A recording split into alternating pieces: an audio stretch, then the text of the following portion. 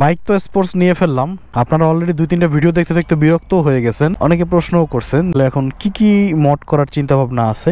কয়েকজনে প্রশ্ন করছেন যে এটাকে কি প্রজেক্ট বাইক বানানোর জন্য নিছি নাকি, নাহলে তো আমার তো স্পোর্টস বাইক নেওয়ার কথা না। আসলে সত্য কথা, প্রজেক্ট বাইক বানানোরও ইচ্ছা নাই এবং এটাকে কোনো রকম মড করারও ইচ্ছা আমার নাই। জাস্ট যেমন আছে স্টক সেরকমই দেখতে পাচ্ছেন আপনারা, একদম স্টক। গাড়িটা আগে যে চালাইছে সে স্টক রাখছে, আমিও স্টকই রাখবো। স্টকে রাখানোর পর চালাবো, চালাইয়ে তারপরে এল করার জন্যই নিয়ে নিচ্ছি। সর্বোচ্চ 2-2.5 মাস চালাইতে পারি, এটা আমি আগেও বলছি। 9,000 কিলোমিটার চলে, তো খুব কম কিলোমিটার চালাবো, 2,500 বা 3,000 কিলোমিটার চালাবো, তারপরে হচ্ছে সেল করে দিব। তার কারণে প্রজেক্ট বাইক বানানোর চিন্তা নেই। কী ব্যাপার, চাকার হাওয়া কি কম নাকি? সামনে হালকা একটু কম আছে, মাপতে হবে। প্রজেক্ট বাইক বানানোর চিন্তা নাই, মড করার কোনো চিন্তা ভাবনা নাই, এই রয় রেখেই চালাইতে চাচ্ছি। এই হচ্ছে ঘটনা। কারণ ওইগুলো হচ্ছে খুব ব্যয়বহুল। হ্যাঁ, প্রজেক্ট বাইক বানাইতে আমার যত টাকা লাগবে এটাকে মড করতে, তো দেখা যায় যে সেই টাকা দিয়ে আমি আরেকটা বাইক কিনে ফেলতে পারবো। আছে অনেকে শখের বসে রেখে দেয়, বাট আমাদের তো কোনো তাল ঠিক নাই। আজকে এক বাইক তো কালকে আর এক বাইক, যার কারণে হচ্ছে যখন তখন হচ্ছে ওই একটা বাইককে দীর্ঘদিন রাখার চিন্তা ভাবনা করে আমরা করতে পারি না, বাইক নিতে পারি না। এই জন্য তখন সিদ্ধান্ত পরিবর্তন করা লাগে। এখন ধরেন একটা বড় কোম্পানির কাছ থেকে যে স্পন্সরশিপে ডিল করি, যে আমি তার একটা বাইক, কোম্পানির বাইক পাবো, বিনিময়ে সে মান্থলি আমাকে পেমেন্ট করবে এবং আমি ওই বাইক ছাড়া অন্য কোনো বাইক চালাইতে পারবো না। তাহলে কি হবে? তাহলে আমার প্রজেক্ট বাইক পড়ে থাকবে। 1 বছরের যদি চুক্তি থাকে বা 6 মাসের চুক্তি থাকে, মানে সোশ্যাল ইনফ্লুয়েন্সারদের সমস্যাই তো হচ্ছে এটা, যে তাদের পার্সোনাল বলে কিছু থাকে না। যদি আপনি একদম প্রফেশনাল এই জিনিসটাকে ওইভাবে নিয়ে কাজ করেন, তাহলে আসলে টের পাবেন। যারা যারা এই জিনিসটার সাথে কিছুটা হলেও জড়িত আছে বা কিছুটা হলেও আইডিয়া রাখেন, তারা বুঝতে পারবেন ব্যাপারটা। হচ্ছে ঘটনা, যার কারণে হচ্ছে ওইরকম বাইক রাখার চিন্তা ভাবনা নাই। আর রাখা যায় তো, যদি না আরসিসির একটা সম্ভাবনা বাংলাদেশে না থাকতো। কিন্তু এখন বলা যাচ্ছে না, এমন একটা ব্যাপার। আজকে বলতেছে হ্যাঁ আরসিসি দিবে না, কালকে যদি পারমিশন হয়ে যায় তাহলে দেখা যাবে যে আমার এই 150 সিসির প্রজেক্ট বাইক 400 সিসির বাইকের কাছে কিছুই না। কাওয়াসাকি চলে আসলো, ইয়ামাহার গাড়িগুলো চলে আসলো, হোন্ডা চলে আসলো, সব বড় বড় সিসির বাইকগুলো, কেটিএম চলে আসলো। কি হবে এই বাইকের? তখন যতই প্রজেক্ট করি, 10 লাখ টাকার সেট আপ লাগাইলেও ওই বাইকের কোনো ভ্যালুই থাকবে না একটা 400 সিসির স্পোর্টস বাইকের কাছে। তো অনেক কিছু চিন্তা করতে হবে। হ্যাঁ, তো এখনও আশা আছে, আশা ছাড়া যাবে না। Sports bike, higher CC bike permission পাওয়ার একটা তীব্র আশা এখনও কিন্তু আছে, তো সেটা কিন্তু মাথায় রাখতে হবে। এ হচ্ছে ঘটনা। যাই হোক, এখন এই বাইকটা নিয়ে ট্যুর করবো কিনা, আসলে ট্যুরের প্ল্যানটা কি, ওরকম লং কোনো ট্যুর করার ইচ্ছা নাই। কারণ এই বাইক নিয়ে আমি ট্যুর করে আমার হাড্ডি গুড্ডি ব্যথা করতে চাই না। যদি কোথাও শর্টকাট কোনো প্রোগ্রাম পরে, ধরেন ডে ট্যুর, অথবা একদিন, অথবা খুব কাছে গেলাম চলে আসলাম, ধরেন সর্বোচ্চ কত দূর, এই যদি নরসিংদীর কথা বলি, যদি কিশোরগঞ্জের কথা বলি, যদি কোনো একটা কাজে চট্টগ্রাম গেলাম আবার চলে আসলাম একদিন পর, এই ধরনের শর্ট ট্যুরগুলো যদি হয় তাইলে ঠিক আছে, তাইলে হচ্ছে করব।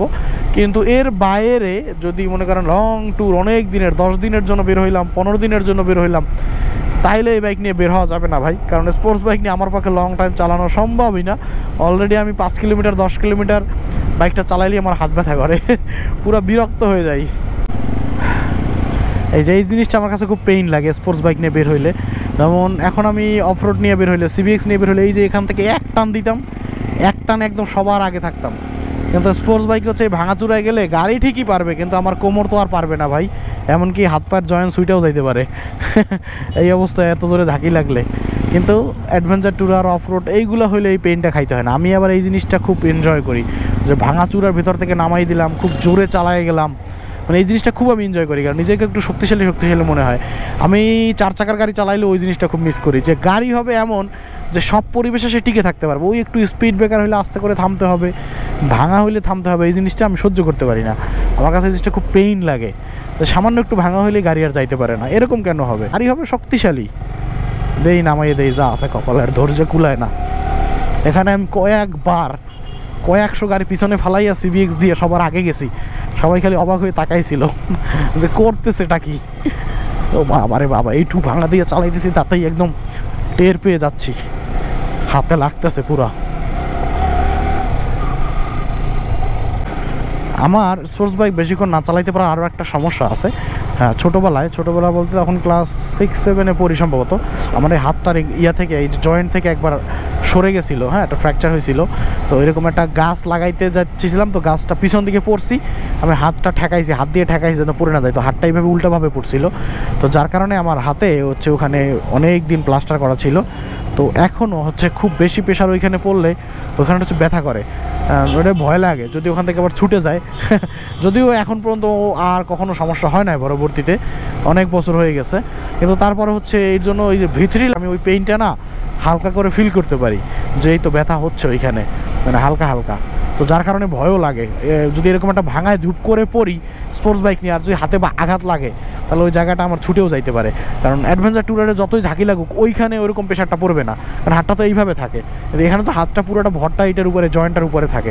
তো আমার সর্বপ্রথম ঝাঁকিটা কিন্তু ওই জয়েন্টটাতেই খাবে।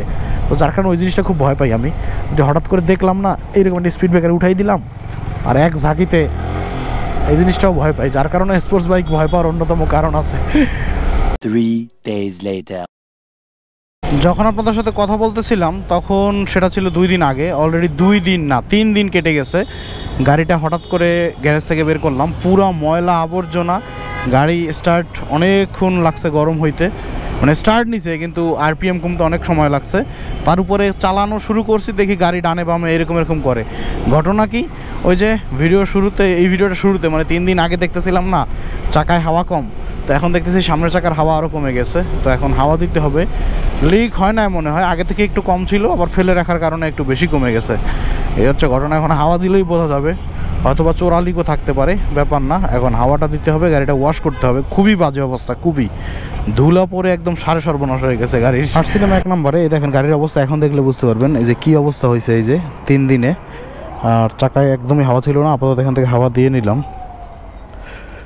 5 টাকা হাওয়া দেওয়ার যুগ অনেক আগে শেষ হয়ে গেছে, এখন আর সেই যুগ নাই। এখন 10 টাকা করে মিনিমাম হওয়া, কোনো জায়গায় 15 টাকা বা 20 টাকাও রাখে একটা চাকায়। স্বাভাবিক ব্যাপার, জায়গা বুঝে খরচ। এই যে এখন ঠিক হয়ে গেছে গাড়ি, এতক্ষণ এতটা বাজে লাগতেছিল বলার মতো না, এবার একদম পারফেক্ট। হাওয়াটা দিয়া মাত্র 14 নম্বরের দিকে একটু আসলাম কাজে, এর ভিতরে আবার এই যে হাওয়া ডাউন। কেমন লাগে বলেন, মেজাজটাই খারাপ হয়ে যাচ্ছে এখন। ইস, একদম কমে গেছে হাওয়া। আমার মনে হয় লিক হয়েছে, এটা ইয়া করতে হবে, ইমার্জেন্সি এটা জেল ভরতে হবে। আগে এখান থেকে যাই, তারপরে জেলটা ভরি। যাই হোক, আজকের ব্লগটার কোনো আগামাতা পাবেন না এই কারণে, কারণ আজকে শুধুমাত্র আমার স্পোর্টস বাইকের যে প্ল্যানিং সেটাই আপনাদের মাঝে শেয়ার করলাম, আর কিছুই না, এক্সট্রা কোনো অ্যাক্টিভিটি নাই। আর এই যে 3 দিন ছিলাম না, মাঝখানে একটা জায়গা ঘুরতে গেছিলাম জালালপুর, এটা হচ্ছে কি বলি কুষ্টিয়া, এটা তো ইয়াতে ছিল, কই যেন ভুলে গেছে, মিঠামইন কিশোরগঞ্জ, মিঠামইন না কিশোরগঞ্জের ভিতরে পড়ছে। পরে ওখান থেকে আমরা মিঠামইনও গেছিলাম। তো ওইটা আর একটা ব্লগ করছি মোটামুটি, খুব একটা সাজাইতে গুছাইতে পারি নাই। তো ওই ব্লগটা আপলোড দিয়ে দিবনি কালকের ভিতরে। সকলের দেখার আমন্ত্রণ রইল। ঠিক আছে, তাহলে আজকের এই ভিডিও এইখানেই শেষ করি। ভালো থাকেন সকলে, সুস্থ থাকেন, দেখা হচ্ছে তাহলে পরবর্তী ভিডিওতে, পরবর্তী ব্লগে। Bye bye.